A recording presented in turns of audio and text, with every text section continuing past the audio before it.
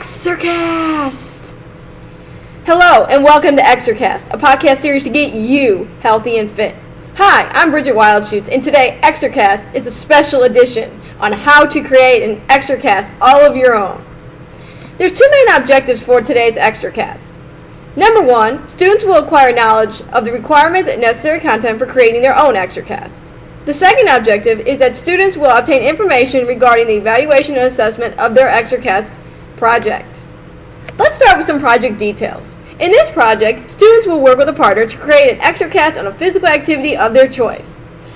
Possible physical activity choices could include running, walking, a dance or specific sport, weight training, or really any type of fitness or aerobic activity. Each partner group will choose a physical activity in which they would like to create their own Exercast. So of course, there's some required content that you must include in your Exercast. Starting off with the proper introduction that's presented early in the Exercast. Also, make sure you include your objectives and goals of your Exercast. Skills and strategies to help your listener meet the objectives and goals of the Exercast are also necessary and required content. You will also need to include some practices and procedures to improve skills and strategy for future reference or for advanced listeners and viewers. You will also be required to include a 3-week conditioning program in which you will outline the progression by utilizing the FIT principle. Critical elements for success also need to be included, as well as health and fitness benefits of participating in this activity.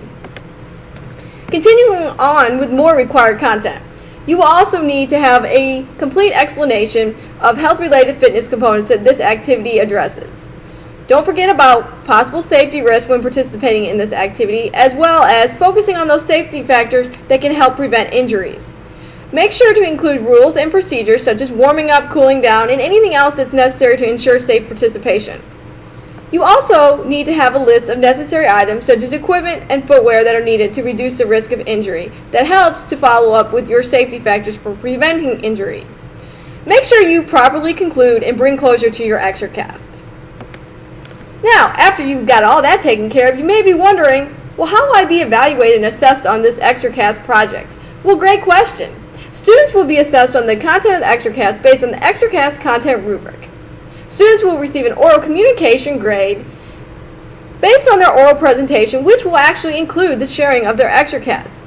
They will also have a voice production quality grade that will fall under the oral communication learning outcome. Students will receive a technology literacy grade for the technical production of the Exercast.